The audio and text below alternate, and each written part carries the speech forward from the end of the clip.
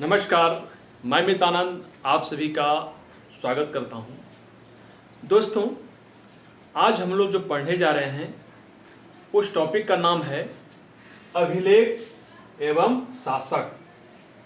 मतलब यहाँ पे इसका मीनिंग ये हो रहा है कि जितने भी अभिलेख हम लोग पढ़े हैं, हम लोग तो अभिलेख के बारे में जान चुके हैं, ठीक है। अगर आप लोगों में कोई अगर न्यू स्टूडेंट हैं जो अभी भी जुड़े हुए हैं, वो पीछे जाके प्ले लिस्ट में जाके देख लें कि अभिलेख क्या है, ठीक है। वो आपको बिल्कुल उसके समझ जाइएगा अभिलेख क्या है। तो यहाँ पे हम उससे आगे क्लास को बढ़ते हुए अभिलेख एवं उसके शासक के बारे में जानेंगे। अब यहाँ पे अभिलेख और शासक से क्या संबंध है, कि अभिलेख क्या है और शासक क्या है। चूंकि जितने भी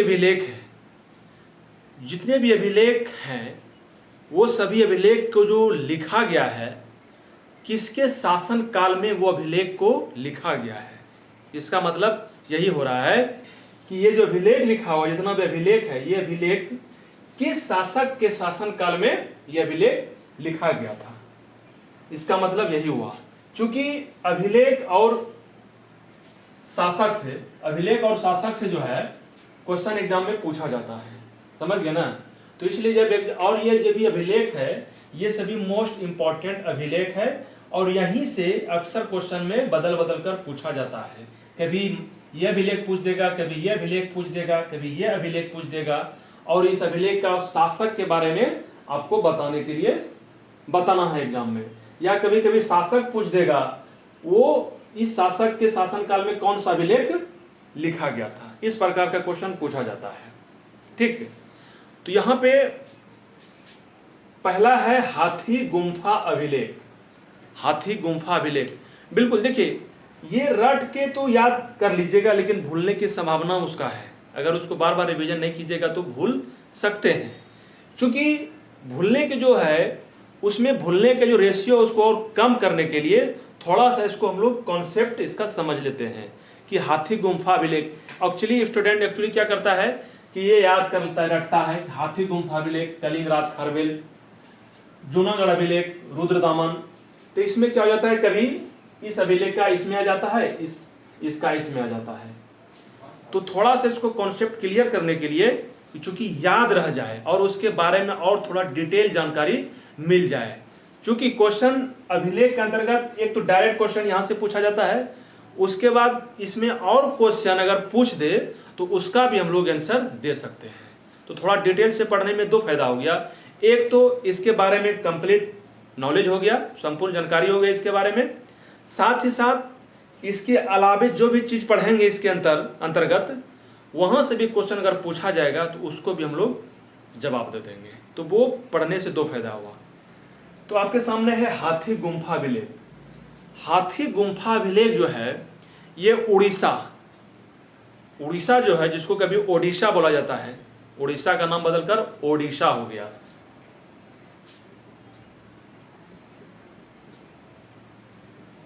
ओडिशा, ठीक है।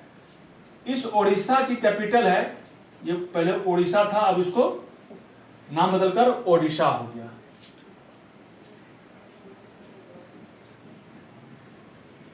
ठीक है। ये ओडिशा की राजधानी भुवनेश्वर है। भुवनेश्वर से करीब करीब, ये भुवनेश्वर जो एयरपोर्ट है, भुवनेश्वर एयरपोर्ट से करीब करीब 1 किलोमीटर की दूरी पे एक उदयगिरी जो है पहाड़ है। उदयगिरी क्या है? उदयगिरी पहाड़ है, ठीक है। ओडिशा के जो राजधानी भुवनेश्वर है, यहां से करीब 1 किलोमीटर की दूरी पे उदयगिरी पहाड़ है। इसी उदयगिरी पहाड़ में एक गुफा है, ठीक है। उदयगिरी पहाड़ में एक गुफा है जिसे कि हम लोग हाथी गुफा अभिलेख या हाथी गुम्फा अभिलेख कहते हैं। इस हाथी गुम्फा अभिलेख में जो उदयगिरी पहाड़ है भुवनेश्वर के पास, तो इस उदयगिरी पहाड़ में गुफा जो है, उस गुफा का नाम है हाथी गुम्फा, ठीक है। तो इसी हाथी गुम्फा के अंदर, हाथी गुफा के अंदर एक अभिलेख लिखा गया है जो कि 17 पंक्ति का अभिलेख है, ठीक है ना। तो वो अभिलेख लिखा गया है हाथी गुम्फा में, इसलिए इसे हाथी गुम्फा अभिलेख कहा जाता है। तो यहाँ पे हमें कितना प्रकार का फैक्ट मिल गया। एक तो हाथी गुम्फा अभिलेख कहाँ है, ओडिशा में है। ये ओडिशा के भुवनेश्वर के करीब करीब में उदयगिरी पहाड़ में एक गुफा है। ठीक है, ये क्वेश्चन पूछ देगा कि ये किस पहाड़ में है ये गुफा, तो उदयगिरी पहाड़ में। अब इस हाथी गुम्फा अभिलेख में जो लिखा गया है, इस अभिलेख में किसका वर्णन किया गया है। अभिलेख में तो किसी का वर्णन ही किया गया है। तो मान लिया कि अभिलेख में उस समय के जो शासक थे, तो उस समय शासक जो आदेश पारित करते थे, वो सभी आदेश को अभिलेख के रूप में स्तंभ में या जो भी चीज में है उसको लिख दिया जाता था। ठीक है ना, तो उसी को वहां पे भी ये लिखा गया है हाथी गुम्फा अभिलेख में। तो इसमें जो है जो वर्णन किया गया है, कलिंग राज खारवेल, उस समय के जो राजा थे, कलिंग राजा, कलिंग, ठीक है ना, कलिंग राज खारवेल, ये खारवेल, ये जो थे महामेघ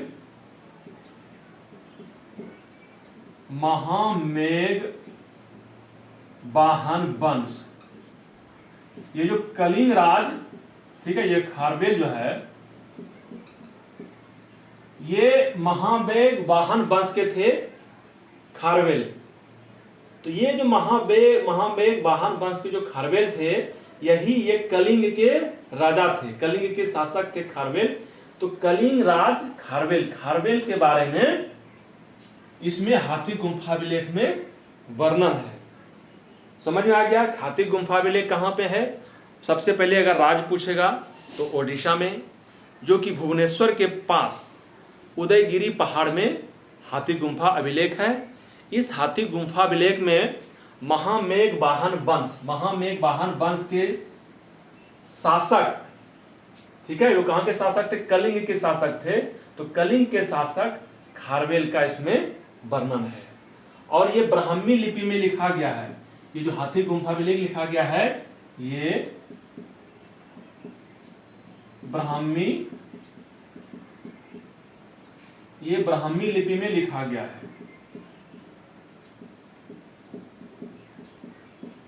ठीक है, ब्राह्मी लिपि के बारे में आप लोग जान चुके होंगे, पीछे हम पढ़ा चुके हैं कि ब्राह्मी लिपि जो भी लिपि है, लिपि के कितने प्रकार है। ब्राह्मी लिपि, ठीक है ना, इसको हम लोग जान गए हैं, आप लोग पीछे वीडियो में देख लीजिएगा। तो ये जो हाथी गुम्फा अभिलेख में जो लिपि में लिखा गया है, वो ब्राह्मी लिपि में लिखा गया है।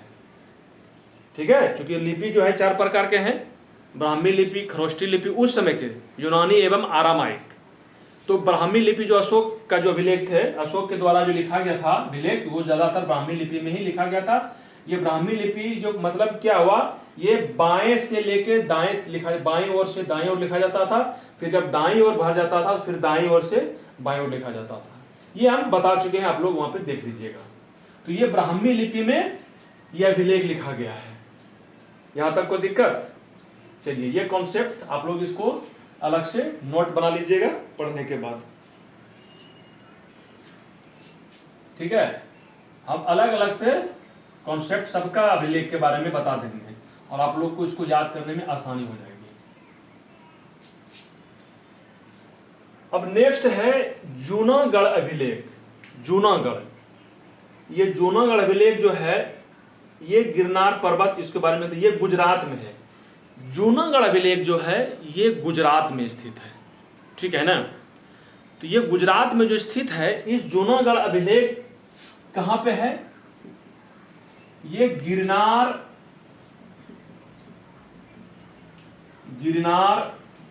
पर्वत, ठीक है ना, ये गिरनार पर्वत पे जूनागढ़ अभिलेख है। गिरनार पर्वत के नजदीक जो है, समीप जो है जूनागढ़ एक जगह है, जूनागढ़, वहीं पे अभिलेख लिखा गया है, जूनागढ़ अभिलेख जो कि गुजरात में है।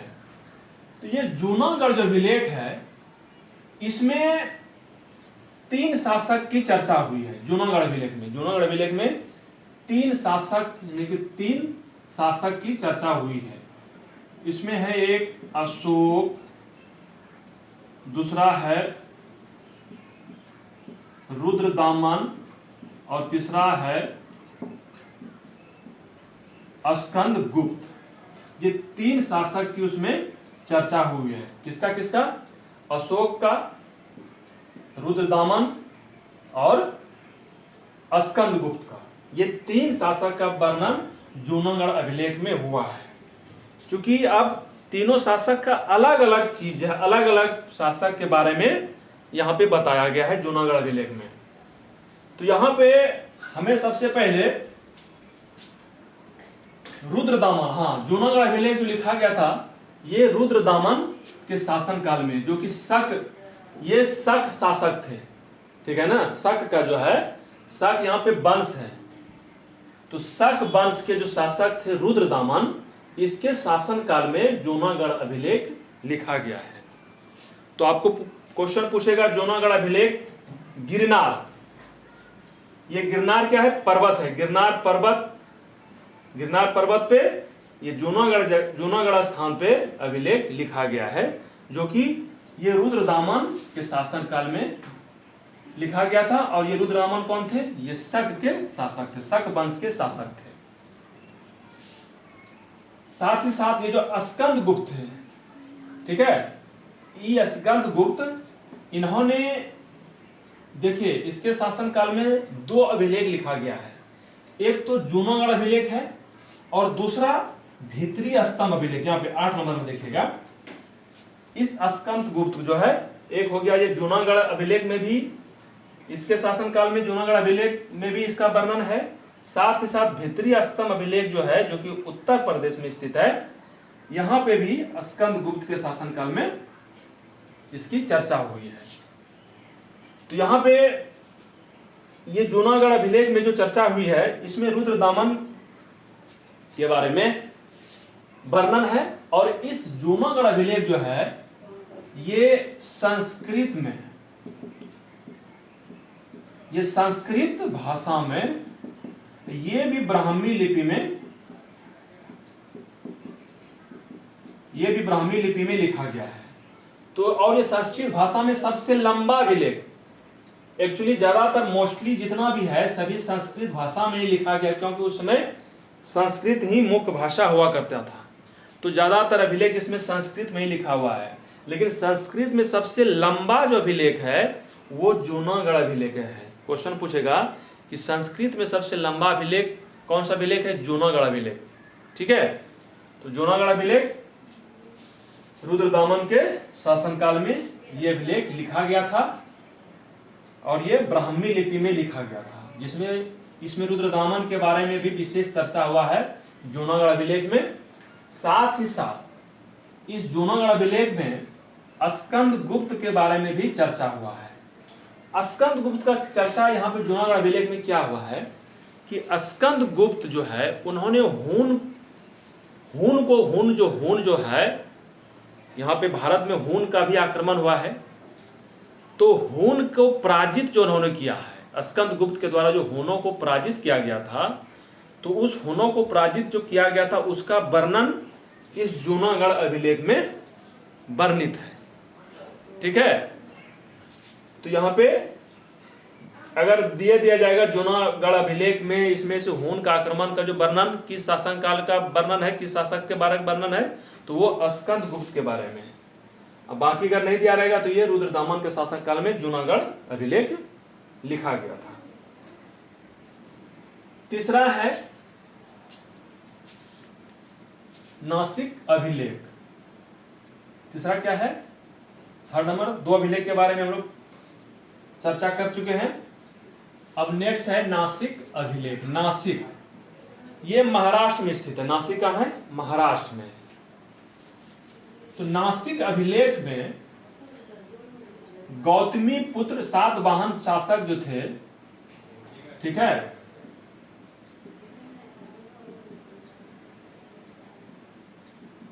सातवाहन शासक गौतमी पुत्र सातकर्णी, ठीक है। इस नासिक अभिलेख में सातवाहन वंश, ठीक है, सातवाहन वंश के जो शासक थे गौतमी पुत्र सातकर्णी, याद रखिएगा। नासिक अभिलेख में, जो कि महाराष्ट्र में स्थित है, इसमें सातवाहन वंश के जो शासक थे गौतमी पुत्र सातकर्णी, इसका वर्णन है नासिक अभिलेख में। और ये जो अभिलेख जो लिखवाया था, इसके माता ने, इसके जो माता थे उन्होंने लिखाया, ये नासिक अभिलेख लिखवाया था। उसके माता का नाम था गौतमी बालाश्री, गौतमी बालाश्री। ठीक है, नासिक अभिलेख के अंतर्गत सातवाहन वंश के जो शासक थे गौतमी पुत्र सातकर्णी, इनका वर्णन है। और ये जो अभिलेख लिखाया था, नासिक अभिलेख जो लिखवाया गया था, उनके माता जी के द्वारा, जो कि माता का नाम है गौतमी बालाश्री। ठीक है, देखिए ये गौतमी बालाश्री, गौतमी बलश्री। ठीक है, गौतमी बलश्री, गौतमी बलश्री जो कि सातवाहन वंश के थे, जो कि ये गौतमी पुत्र सातकर्णी के माता जी थे, गौतमी बलश्री।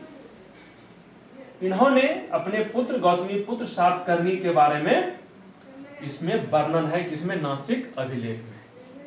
ठीक है, ये जो वंश है, सातवाहन वंश, शक वंश, ये सभी हम लोग आगे पढ़ेंगे डिटेल से। फिलहाल इसको इस प्रकार के समझ के थोड़ा सा याद कर लीजिएगा और साइड में नोट्स बना लीजिएगा।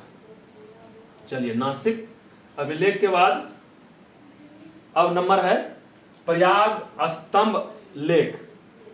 ठीक है, प्रयाग स्तंभ लेख, या इसको इलाहाबाद प्रशस्ति, ठीक है, इलाहाबाद प्रशस्ति भी इसको बोला जाता है, प्रयाग स्तंभ लेख को।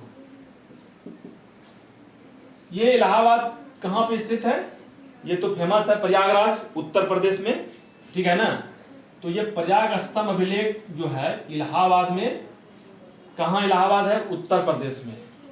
तो ये जो प्रयाग स्तंभ अभिलेख है, ये समुद्रगुप्त के शासन काल में, जो कि गुप्त वंश के राजा थे, गुप्त वंश के जो राजा थे समुद्रगुप्त, इसके शासन काल में प्रयाग स्तंभ अभिलेख या इलाहाबाद प्रशस्ति, दोनों एक ही चीज है, की रचना की गई थी। प्रयाग स्तंभ अभिलेख ये मोस्ट इंपॉर्टेंट है, प्रयाग स्तंभ अभिलेख, या इसको इलाहाबाद प्रशस्ति, या कहते हैं कि प्रयाग प्रशस्ति इलाहाबाद अभिलेख, ये भी लिखा रहता है। तो ये समुद्रगुप्त के शासन काल में, जो कि गुप्त वंश के शासक थे। ठीक है, ये लौह, ये जो थे ये लौह स्तंभ अभिलेख थे। प्रयाग स्तंभ अभिलेख जो थे, लौह स्तंभ अभिलेख, ठीक है, ये लौह स्तंभ अभिलेख थे। इस अभिलेख में समुद्रगुप्त के बारे में चर्चा हुआ है, समुद्रगुप्त के बारे में चर्चा हुआ है, जो कि गुप्त वंश के शासक थे, समुद्रगुप्त। ठीक है, हम लोग गुप्त वंश भी आगे पढ़ेंगे, तो गुप्त वंश के शासक, गुप्त वंश का जो प्रथम जो शासक थे श्रीगुप्त, उसका जो पुत्र हुआ घटोत्कच, उसके बाद चंद्रगुप्त प्रथम, उसके बाद चंद्रगुप्त स्कंदगुप्त। ठीक है, तो ये सभी हम लोग फिर समुद्रगुप्त के बारे में पढ़ेंगे, जिसको कि जो है भारत का नेपोलियन कहा जाता है, समुद्रगुप्त को। ये भी क्वेश्चन पूछा जाता है, भारत का नेपोलियन किसे कहा जाता है? तो समुद्रगुप्त को। ठीक है, तो प्रयाग स्तंभ अभिलेख जो थे, ये समुद्रगुप्त के शासनकाल में लिखा गया था। ठीक,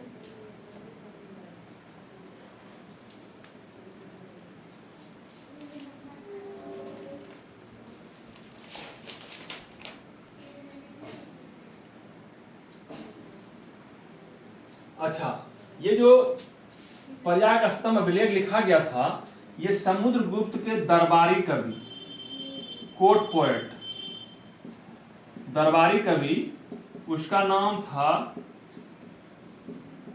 हरीश सेन। ठीक है, ये प्रयाग स्तंभ अभिलेख जो लिखा था, समुद्रगुप्त के दरबारी कवि हरिसेन के द्वारा इस प्रयाग स्तंभ अभिलेख का रचना किया गया था। यह भी क्वेश्चन पूछा जाता है, प्रयाग स्तंभ लेख किसके द्वारा रचा गया था, लिखा गया था?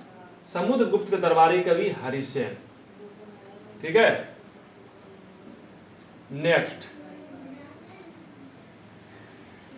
ए होल अभिलेख। एहोल, ठीक है। ये एहोल जो है, एहोल अभिलेख जो है कर्नाटक में स्थित है, जिसकी राजधानी बेंगलोर है। यहां पे एक जगह है बागलकोट, ठीक है, बागलकोट। यहां पे एक जैन मंदिर है, ठीक है, जहां पे एक जैन मंदिर है। उस जैन मंदिर का नाम है मैगुती जैन मंदिर, ठीक है, मैगुती जैन मंदिर। कर्नाटक में एक जगह है बागलकोट, ठीक है, यहां पे एक मंदिर है मैगुती जैन मंदिर। इसके पश्चिमी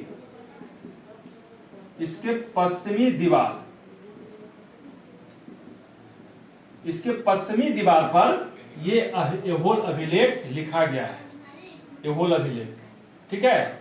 इस अभिलेख में पुलकेशिन द्वितीय, जो कि चालुक्य वंश के शासक थे, पुलकेशिन द्वितीय के शासन काल में एहोल अभिलेख लिखा गया था। एहोल अभिलेख कहां पे है? ये कर्नाटक में है। कर्नाटक में जगह है बागलकोट। यहां पे एक मंदिर है, जैन मंदिर, मैगुती जैन मंदिर, जो कि मैगुती जैन मंदिर के पश्चिमी दीवार पर ये एहोल अभिलेख लिखा गया है। और इसमें पुलकेशिन द्वितीय के बारे में वर्णन किया गया है। इसमें जो है पुलकेशिन द्वितीय ने ये हर्षवर्धन जो है, वर्धन वंश के शासक थे हर्षवर्धन। तो पुलकेशिन द्वितीय ने हर्षवर्धन को हराया था, ठीक है, पुलकेशिन द्वितीय ने हर्षवर्धन को हराया था। तो उसका भी चर्चा एहोल अभिलेख में किया गया है कि पुलकेशिन द्वितीय के द्वारा हर्षवर्धन का जो हराया है, उसकी भी चर्चा एहोल अभिलेख में है। तो एहोल अभिलेख के बारे में जान गए। चलिए नेक्स्ट है मंदसौर अभिलेख। मंदसौर अभिलेख ये मध्य प्रदेश में स्थित है। मध्य प्रदेश में सागर एक जगह है, सागर, ठीक है, सागर के आसपास सागर एक जगह है। सागर वो समुद्र नहीं, सागर एक जगह है। यहीं पे मंदसौर जो है, सागर के नजदीक ही मंदसौर अभिलेख की रचना हुई है। और किसके शासक काल में? ये मालवा नरेश यशोधर्मन के शासन काल में मंदसौर अभिलेख लिखा गया है। और ये मंदसौर अभिलेख कहां है? मध्य प्रदेश में एक जगह है सागर, ठीक है। इसमें जो वर्णन किया गया है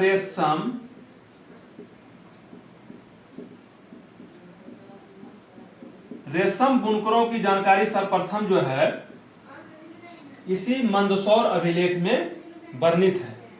रेशम बुनकर, रेशम जो बनाने वाले, वस्त्र जो बनाने वाले हैं, उसमें जो बनाया जाता है, बुनकर जो धागा तैयार करता है बुनकरों के द्वारा, तो रेशम बुनकरों की जानकारी सबसे पहले मंदसौर अभिलेख में ही मिलता है। साथ ही साथ सिंचाई के लिए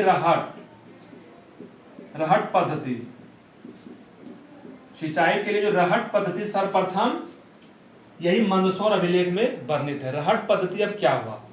सिंचाई के लिए जब देखे होंगे आप लोग, अभी तो वो रहट का उपयोग नहीं के बराबर होता है। अब तो चापानल हो गया, ट्यूबवेल हो गया, ठीक है, ये सभी अब आ गए। लेकिन उस समय, प्राचीन समय में कुआं में रहट का प्रयोग होता था।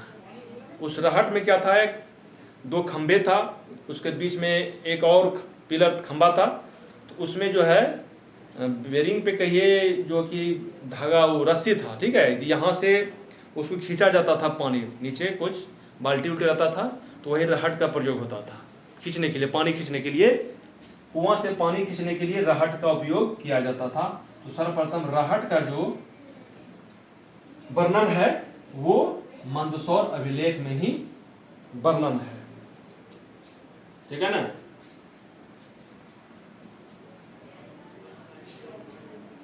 और ये यशोधर्मन का, ये जो यशोधर्मन है, शासक है यशोधर्मन, एक शासक था हून शासक, ठीक है, मिहिर कुल या मिहिर भोज भी इसको कहते हैं, मिहिर कुल या मिहिर भोज, ठीक है। इसको भी हराया था युद्ध में यशोधर्मन ने, तो इसका भी वर्णन मंदसौर अभिलेख में किया गया है। तो मंदसौर अभिलेख में एक रेशम बुनकरों की सर्वप्रथम जानकारी, सिंचाई के लिए रहट का सर्वप्रथम प्रयोग के बारे में जानकारी, और यशोधर्मन के द्वारा हून का जो शासक थे मिहिर कुल या मिहिर भोज को उन्होंने हराया था। तो ये सभी के बारे में मंदसौर अभिलेख में वर्णन है, ठीक। नेक्स्ट जो है अब आपके सामने ग्वालियर अभिलेख। ग्वालियर ये भी मध्य प्रदेश में ही स्थित है। ये सागर जगह जो है इससे बहुत दूर है, इससे 500 किलोमीटर दूर है सागर से ग्वालियर अभिलेख, ग्वालियर, ठीक है ना। तो ये जो ग्वालियर अभिलेख है ये प्रतिहार का जो नरेश राजा है, राजा भोज के शासन काल में ये ग्वालियर अभिलेख लिखा गया था। ये बहुत ही इंपॉर्टेंट अभिलेख है। ग्वालियर अभिलेख किसके शासन काल में? राजा भोज। कहाँ के शासक थे? प्रतिहार के, ठीक है। मध्य प्रदेश में जगह प्रतिहार, वहां के शासक थे राजा भोज के शासन काल में ही ग्वालियर अभिलेख लिखा गया था। इस ग्वालियर अभिलेख में जो सबसे इंपॉर्टेंट था, ग्वालियर अभिलेख में जो सबसे इंपॉर्टेंट था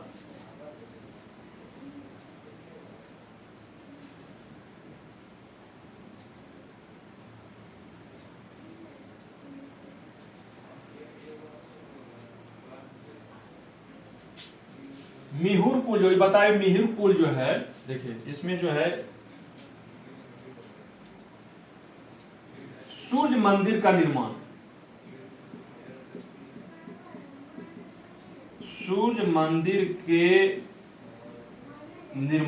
मंदिर के निर्माण के बारे में इसमें चर्चा है। किसमें? ग्वालियर अभिलेख में मुख्यतः,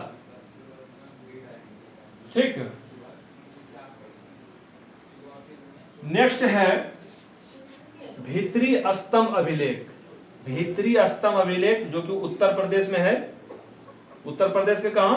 गोरखपुर में, ठीक है। उत्तर प्रदेश के गोरखपुर में, कहां पे? उत्तर प्रदेश के गोरखपुर। भीतरी स्तंभ अभिलेख के जो किसके शासन काल में लिखा गया था? स्कंद गुप्त के शासन काल में। देखिए एक समुद्रगुप्त है, प्रयाग स्तंभ अभिलेख वो समुद्रगुप्त है, और भीतरी स्तंभ अभिलेख ये स्कंद गुप्त है। यहाँ पे कंफ्यूज नहीं कीजिएगा, दोनों गुप्त वंश के ही शासक थे, और दोनों जो लेख है वो उत्तर प्रदेश में ही है, इलाहाबाद, और ये भीतरी स्तंभ अभिलेख गोरखपुर।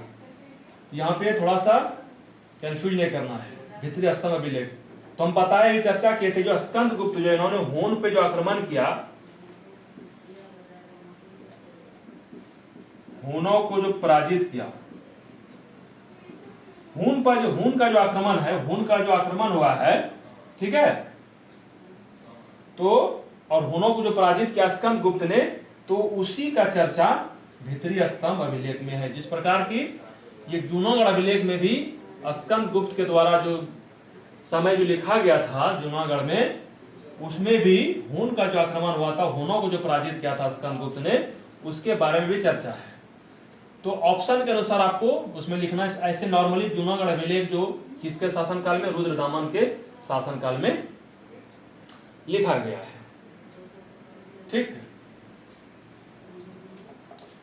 नेक्स्ट है देवपाड़ा अभिलेख। देवपाड़ा अभिलेख, ये देवपाड़ा कहाँ है? पश्चिम बंगाल में। पश्चिम बंगाल की राजधानी कोलकाता। तो ये जो देवपाड़ा है, ये देवपाड़ा अभिलेख कहाँ है? पश्चिम बंगाल में है।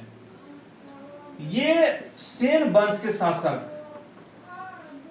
ठीक है, बंगाल में शासक थे विजय सेन। ये सेन वंश के शासक थे विजय सेन, ठीक है। सेन वंश के शासक विजय सेन के शासनकाल में ये देवपाड़ा अभिलेख लिखा गया था। विजय सेन, लक्ष्मण सेन, ये सभी सेन वंश के शासक थे। ठीक है।